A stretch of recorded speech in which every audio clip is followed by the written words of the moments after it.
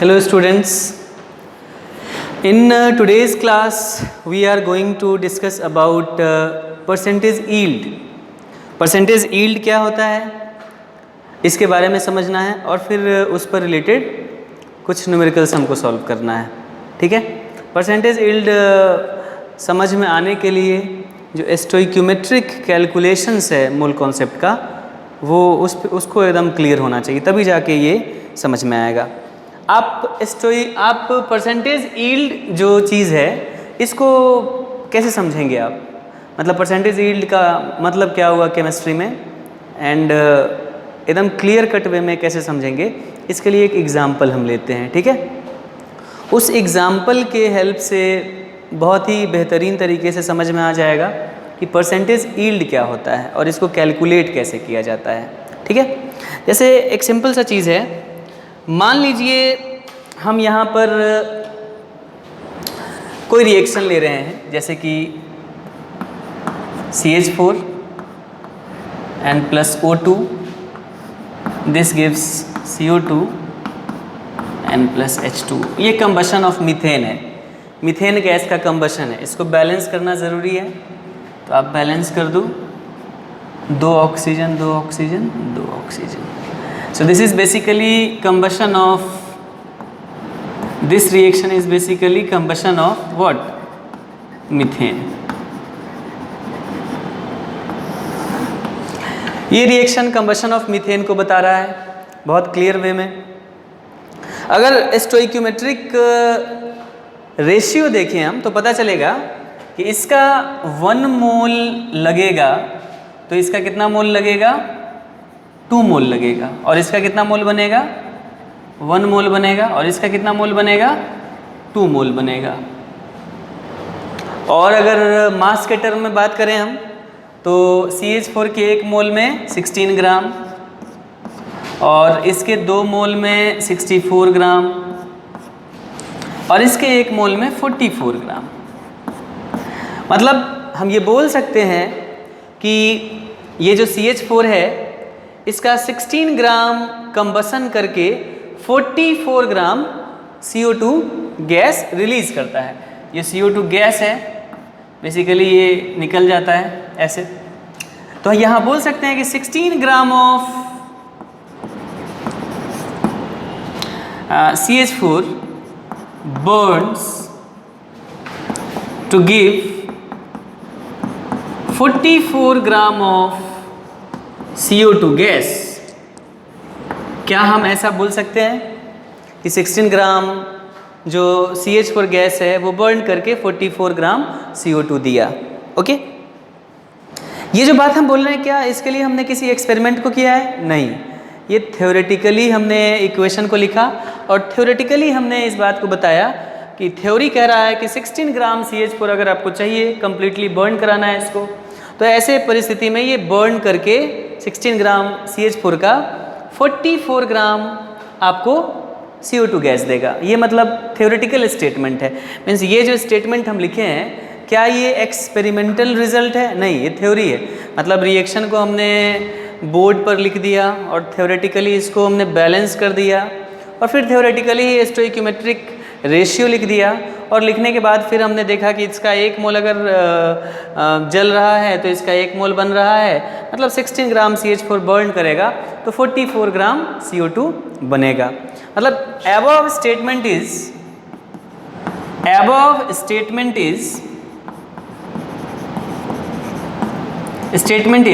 theoretical और experimental. theoretical, above statement is theoretical, मतलब theoretically for every 16 gram of CH4 burnt we get 44 gram of CO2 gas. Theory ये कह रहा है कि जब जब 16 ग्राम CH4 जलेगा तब तब 44 ग्राम CO2 रिलीज होगा.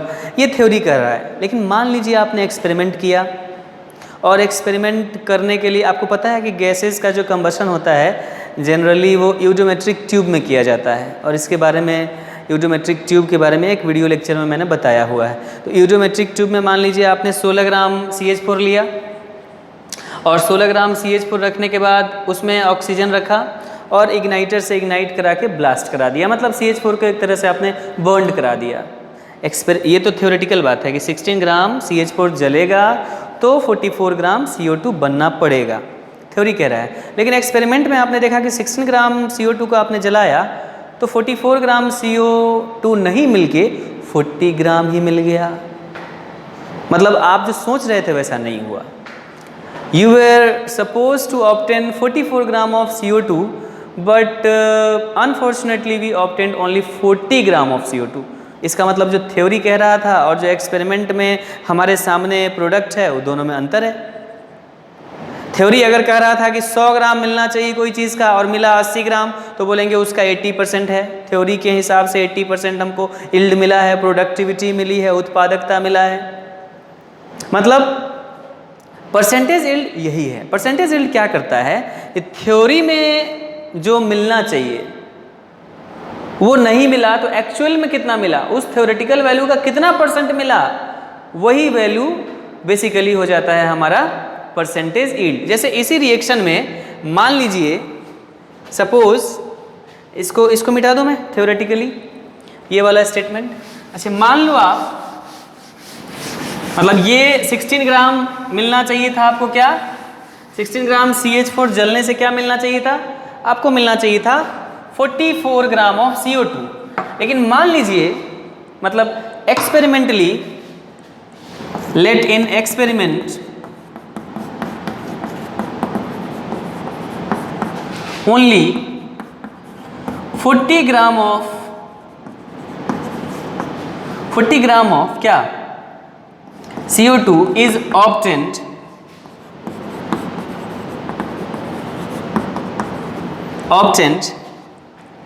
in combustion of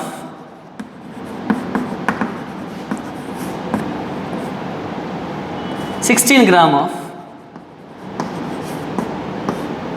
CH4। मान लेते हैं, कल्पना कर लीजिए कि सिर्फ 40 ग्राम मिला है। ये 40 ग्राम कहाँ से आया, बस मान लिया है, इसका कोई वजूद नहीं है, ये कहाँ से आ गया। मान लीजिए कि 16 ग्राम आपने CH4 को जलाया तो 40 ग्राम मिल गया। अब सवाल है कि मिलना चाहिए था 44 ग्राम और मिला कितना, 40 ग्राम। तो 44 ग्राम का कितना % है ये 40, यही जो परसेंटेज होगा इसी को बोला जाएगा परसेंटेज यील्ड। जैसे कहा जाए, ध्यान से देखिएगा, जैसे कहा जाए 44 ग्राम का X% है कौन, 40, तो ये X कैसे निकलेगा, X निकलेगा 44 का X%, this is equal to 40, मतलब X is equal to 40/44 into 100। ऐसा करके आ गया। ये जो X आया यही परसेंटेज यील्ड हुआ। मतलब परसेंटेज यील्ड, ध्यान से समझिएगा हम जो बोल रहे हैं, परसेंटेज यील्ड बराबर कितना आ गया, 40/44 इंटू 100। अब इसको काटिएगा तो ये आएगा 10/11 इंटू 100, मतलब कि 1000/11 मतलब 90.90%। तो हम बोलेंगे अच्छे, ये जो रिएक्शन हुआ है जिसमें हमने एक्सपेरिमेंट किया है और 40 ग्राम CO2 ही 16 ग्राम CH4 से ऑब्टेन किया है, बेसिकली उस रिएक्शन की प्रोडक्टिविटी, या यूँ कह ले कि उत्पादकता, या यूँ कह ले कि परसेंटेज यील्ड कितना आया, 90.90। मतलब आपको जो मिलना चाहिए था उसका 90.90 आपको मिल चुका है, 100% तो आपको नहीं मिला। मिलना चाहिए था आपको 44 ग्राम, मिला कितना, 40 ग्राम। तो यही जो 90.90 है, यही है basically percentage yield. Percentage yield इसी को बोलते हैं। परसेंटेज यील्ड का मतलब हुआ कि एक्चुअली में थ्योरेटिकली जो आपको मिलना चाहिए था उसका कितना % आपको एक्सपेरिमेंट में मिला है। अब इससे फॉर्मूला बनेगा एक, ये परसेंटेज यील्ड में आप देख रहे हैं 40/44 है। 40 वाला कौन सा वैल्यू है? एक्सपेरिमेंट वाला वैल्यू। एक्सपेरिमेंट में जो मास आपको मिला CO2 का वो है। एंड 44 क्या है? थ्योरी जो करा था, थ्योरी करा था कि इसके 16 ग्राम से 44 ग्राम मिलना चाहिए, तो थ्योरेटिकल वैल्यू है। तो परसेंटेज यील्ड का फॉर्मूला हो गया एक्चुअल वैल्यू या experimental value divided by theoretical value into 100। इसी बात को यहाँ पर हमने बताया है कि परसेंटेज यील्ड बराबर एक्चुअल यील्ड मास के टर्म में हो सकता है, divided by theoretical yield mass के टर्म में हो सकता है। इसी एक्चुअल को हम एक्सपेरिमेंट से ही तो ये एक्चुअल वैल्यू आया है आपके सामने। सो इसी एक्चुअल यील्ड को हम एक्सपेरिमेंटल यील्ड भी बोल सकते हैं and divided by theoretical yield. Mass के टर्म में लिखिए या मोल के टर्म में, एक ही बात है। ये बात समझ में आया आपको? तो इस तरीके से आप परसेंटेज यील्ड को समझ सकते हैं। तो अगर कोई पूछे कि परसेंटेज यील्ड क्या है, तो आप क्या जवाब देंगे? आप ये जवाब देंगे कि परसेंटेज यील्ड वो परसेंटेज है जो हमको बताता है कि थ्योरेटिकली जो चीज़ मिलना चाहिए था उसका कितना परसेंट एक्चुअली में एक्सपेरिमेंटल कंडीशन में आपको मिल रहा है। अगर थ्योरेटिकल यील्ड 70% है, इसका मतलब कि जो थ्योरी कह रहा है प्रोडक्ट जितना मिलना चाहिए, उस प्रोडक्ट का 70% आपको एक्चुअली में मिलेगा, एक्सपेरिमेंट में मिलेगा। किसी रिएक्शन का परसेंटेज यील्ड 98% है, मतलब थ्योरी जो कह रहा है उसका 98% तक आप प्राप्त कर सकते हैं एक्सपेरिमेंट में, तो अच्छा रिएक्शन हुआ। किसी का परसेंटेज यील्ड 50% है, पुअर रिएक्शन हुआ। किसी का परसेंटेज यील्ड 99% है, इसका मतलब काफ़ी अच्छा रिएक्शन हुआ। तो एक प्रकार का एक्सपेरिमेंट में आप कितना प्राप्त कर रहे हैं, जो प्राप्त कर रहे हैं वो थ्योरेटिकल वैल्यू का हाउ मच परसेंट है, इसी को हम परसेंटेज यील्ड के नाम से जानते हैं। परसेंटेज यील्ड का जो एक सिंपल सा मीनिंग है वो आपको समझ में आ गया होगा कि परसेंटेज यील्ड बताता है थ्योरी में जो आपको प्रोडक्ट मिल रहा है उसका कितना परसेंट एक्चुअली में मिलेगा, आई मीन एक्सपेरिमेंट में मिलेगा। एक्चुअल वैल्यू मतलब एक्सपेरिमेंटल वैल्यू। तो इसी तरह से आप पता कर सकते हैं थ्योरेटिकल ये परसेंटेज यील्ड का। ये बात समझ में आया? अच्छा, मान लीजिए तो ये परसेंटेज यील्ड का फॉर्मूला याद रखना है। एक्चुअल यील्ड ये कैसे आया? तो यहाँ मैंने बताया 44 ग्राम का x% है 40, सो 44 का x% है तो x जो है ये परसेंटेज यील्ड है, तो x आया इतना, मतलब ऊपर वाला एक्चुअल नीचे वाला थ्योरेटिकल, इसलिए ऊपर एक्चुअल नीचे थ्योरेटिकल। तो इस तरह से आप प्राप्त कर सकते हैं परसेंटेज यील्ड। अब आपको एक चीज मैं बता रहा हूं, मान लीजिए कोई रिएक्शन है A to B, सपोज कर लीजिए कोई रिएक्शन है A to B।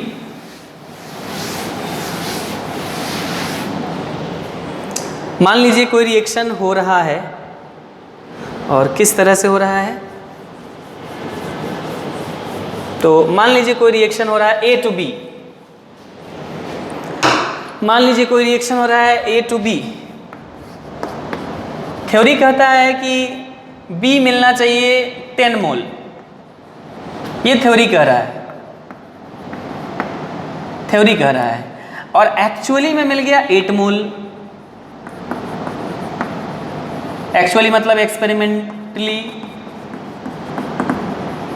तो कहा जाए कि इस रिएक्शन का परसेंटेज यील्ड क्या है, तो परसेंटेज यील्ड हो जाएगा एक्चुअल बटा थ्योरेटिकल इनटू 100। 80%, मतलब जो थ्योरी कह रहा है उसका 80% तक आप एक्सपेरिमेंट में प्रोडक्ट को प्राप्त कर सकते हैं। That is the meaning of percentage yield. तो परसेंटेज यील्ड ऐसे आप कर लोगे, ठीक है। अब आते हैं इस पर रिलेटेड प्रॉब्लम्स। याद रहे परसेंटेज यील्ड निकालते समय ध्यान दीजिएगा एक बहुत इंपॉर्टेंट बात, परसेंटेज यील्ड निकालते समय ये जो एक्चुअल यील्ड है एंड थ्योरेटिकल यील्ड इनटू 100, इसमें एक्चुअल यील्ड मास के टर्म में भी हो सकता है दोनों तरफ, या ऊपर भी मोल के टर्म में तो नीचे भी मोल के टर्म में। जैसे अभी मैंने मोल के टर्म में रेशियो लिया और इससे पहले वाले एग्जांपल में मास के टर्म में रेशियो लिया था, तो दोनों अपने अपने जगह पर सही है, ठीक है। ये बात समझ में आया? चलिए, अच्छा कैसे मास भी और मोल दोनों सही है, इसको जरा देख लीजिए। मान लीजिए अभी ध्यान से देखो भाई, मास अब मोल के टर्म में कैसे सेम है? आप ऐसे समझो कि अभी अभी जो एग्जाम्पल लिया था, अभी अभी जो आपने एग्जाम्पल लिया था, मतलब ये रिएक्शन था कि CH4 plus O2 this gives CO2 and plus H2O। ये जो रिएक्शन था इसमें ये 1 मोल था, तो ये भी कितना मोल था? 1 मोल।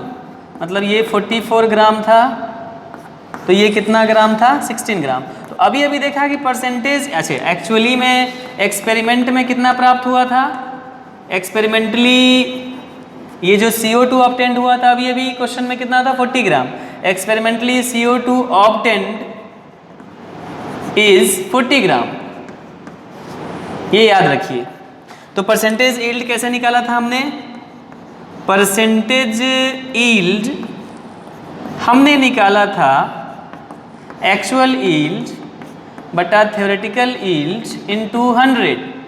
एक्चुअल यील्ड कितना है? 40 ग्राम। तो या तो आप मास में लिख दीजिए,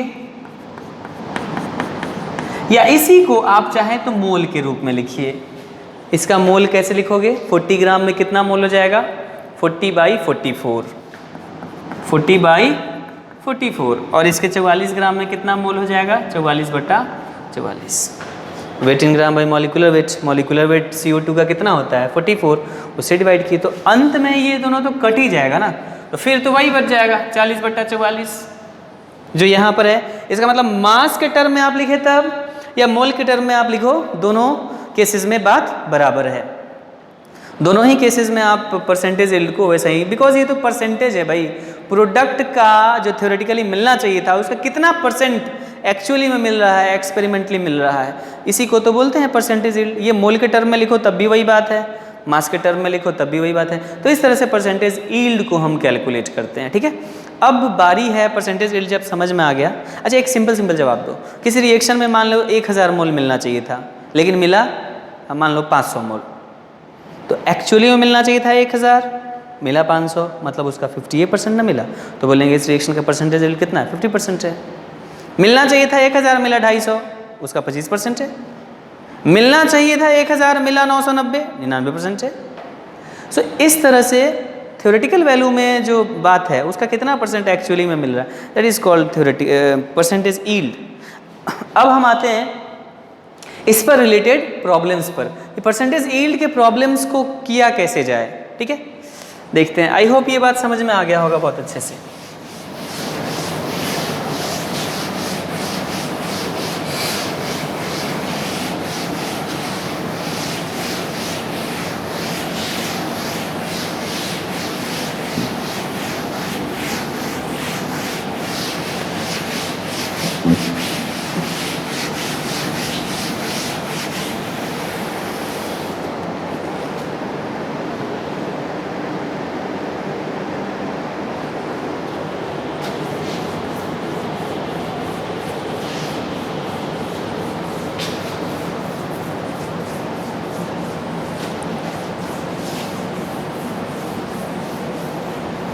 ओके, अब आते हैं प्रॉब्लम्स पर।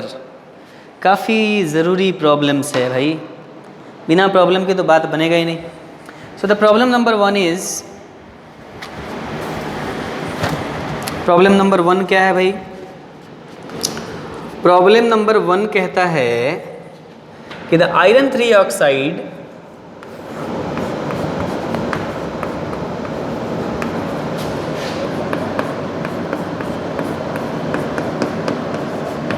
द आयरन 3 ऑक्साइड मैंने Fe2O3 को बोलते हैं, ये दिया हुआ reacts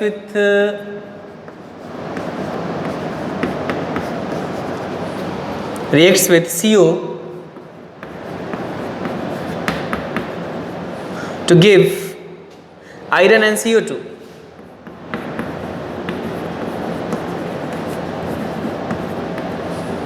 Iron and CO2 means Fe2O3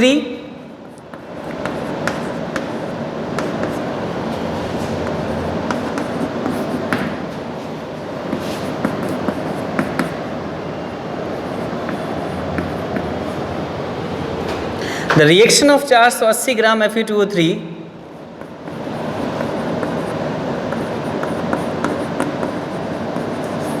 the reaction of 480 gram Fe2O3 with excess of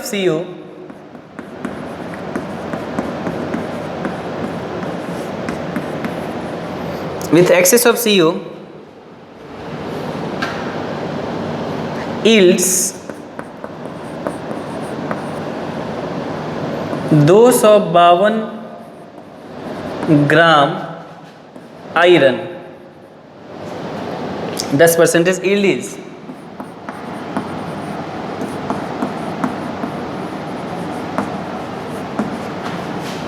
10% yield is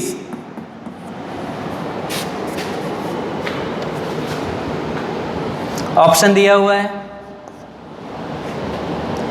100%,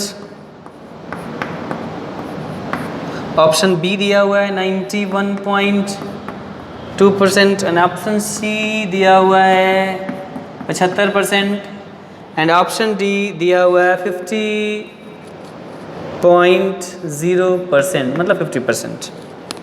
पहला सवाल आपको बताना है परसेंटेज यील्ड. ठीक है. हाँ, कैसे बनाया जाए क्वेश्चन को बनाने का सबसे अच्छा तरीका क्या होता है? सबसे अच्छा तरीका होता है कि आप क्वेश्चन को पढ़ो पहले. क्वेश्चन में कह रहा है कि आयरन 3 ऑक्साइड है, ये इसके साथ रिएक्शन करके आयरन दे रहा है. तो the reaction of 480 gram Fe2O3 with excess of CO yields 250 gram iron. ठीक है, 252 gram iron. 10% yield is. Percentage yield कितना है? देखो भाई, सबसे पहले तो आप रिएक्शन में स्टोइक्योमेट्रिक जो रिलेशन है उसको लिखिए. सॉल्यूशन कैसे बनाएंगे हम? तो सॉल्यूशन बनाएंगे कैसे? तो दिया हुआ है Fe2O3 plus 3CO plus this gives 2Fe and plus 3CO2. तो कैसे बना दोगे भाई? सबसे पहले ये 1 मोल है, बैलेंस्ड है ना रिएक्शन. रिएक्शन तो बैलेंस्ड ही है. 3 दूनी 6 हाँ 3 3 6 एंड 3 दूनी 6 बैलेंस्ड है रिएक्शन. तो ये 1 मोल है. तो ये कितना मोल है भाई? 3 मोल है. ये कितना मोल है? 2 मोल है. मतलब एक्चुअली में 1 मोल Fe2O3 कितना मोल Fe दे रहा है? 2 मोल. और क्वेश्चन में कह रहा है कि the reaction of 480 gram of Fe2O3, ये कितना ग्राम दिया? 480 ग्राम. तो कह रहा है कि एक्सेस ऑफ CO यील्ड इतना gram iron. 10% yield is percentage yield. तो ये कितना दिया? आयरन कितना दिया? 252 ग्राम. कितना ग्राम दिया? 252 ग्राम. अच्छा, ये 252 ग्राम एक्सपेरिमेंट में मिला है. This is the actual value.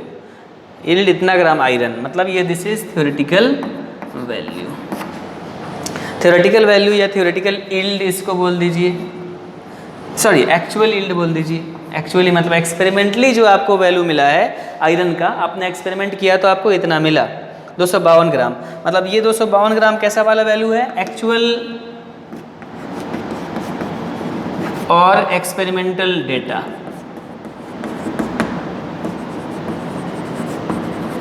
अच्छा, इसको मोल के टर्म में बदलो तो 252 ग्राम और ये कितना है? 480. मॉलिक्यूलर वेट अगर हम बात करें Fe2O3 का तो कितना है भाई? 56 दूनी n प्लस 16 तिरका 48, मतलब कि 112 n 48 कितना हो गया? 8 2 10 4 1 5 1 6 और 1 1 6, 160 हो गया मॉलिक्यूलर वेट. 160 हो गया. अच्छा, इसका Fe का मोल कितना हो गया? Fe का मोल कितना हो गया? Fe का तो मॉलिक्यूलर वेट हो गया, मॉलिक्यूलर वेट ये हो गया 160. और Fe का मॉलिक्यूलर वेट कितना हो गया यहाँ पर 56 है, तो 252 में कितना मोल हो जाएगा, 252 में हो जाएगा, मतलब मोल ऑफ Fe, यहाँ पर लिख रहे हैं मोल ऑफ Fe कितना हो जाएगा 252, मतलब 252 डिवाइडेड बटा 56, यही ना हुआ। ये कौन सा वैल्यू दिया हुआ है भाई, ये जो वैल्यू दे रखा है ये एक्चुअली एक्सपेरिमेंटल वैल्यू आयरन का दिया हुआ है। तो कह रहा है इतना gram iron 10% yield is, percentage yield कैसे निकलेगा, बड़ा सिंपल सा बात है, परसेंटेज यील्ड निकलेगा actual yield into theoretical yield into 100। Actual yield कितना है भाई 252, मास के टर्म में अगर लिख रहे हैं तब, या मोल के टर्म में लिख रहे हैं तभी भी 56 लिखेंगे, डिवाइड कर देंगे। और थ्योरेटिकल यील्ड कितना कर रहा है कि इसके 1 मोल के लिए इसका 2 मोल, तो इसके 480 ग्राम में कितना मोल हो जाएगा भाई, मतलब मोल इसका निकाल लो आप 480 डिवाइडेड बाई कितना 160, कितना हो जाएगा 3 मोल, कितना मोल हो जाएगा इसका 3 मोल। तो इसके 3 मोल में इसका कितना मोल हो जाएगा 6 मोल हो जाएगा। बड़ा सिंपल सा बात है भाई, देखो ना, इसके 1 मोल में ये 2 मोल बन रहा है, तो इसका 480 ग्राम दिया है, 480 में इसके मॉलिक्यूलर वेट मतलब कि 160 से डिवाइड करो, 160 से डिवाइड करोगे तो कितना हो जाएगा 3 मोल, मतलब कि इसके 3 मोल में इसका कितना मोल हो जाएगा 6 मोल थ्योरेटिकली।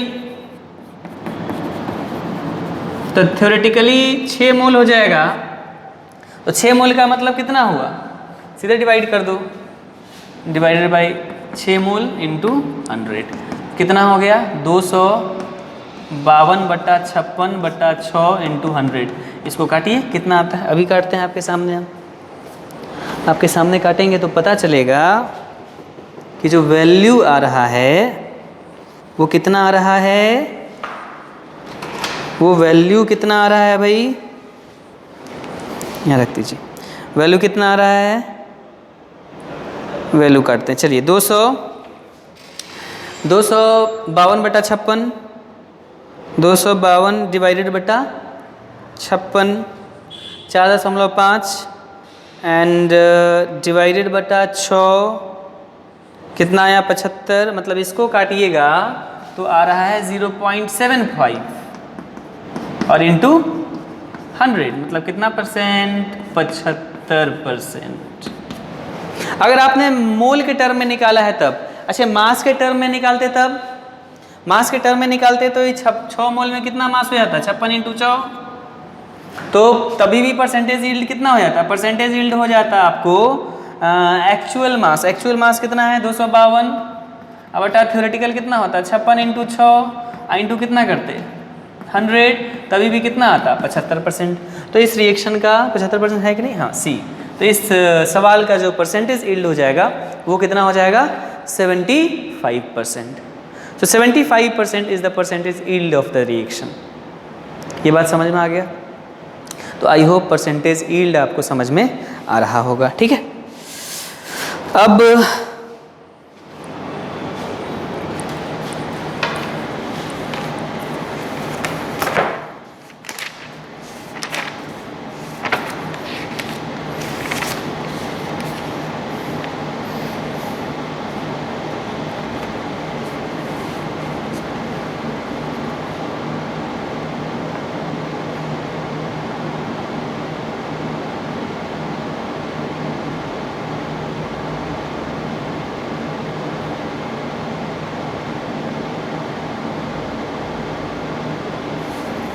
तो आज आई होप कि आज इतना काफ़ी है, इतना के लिए वीडियो।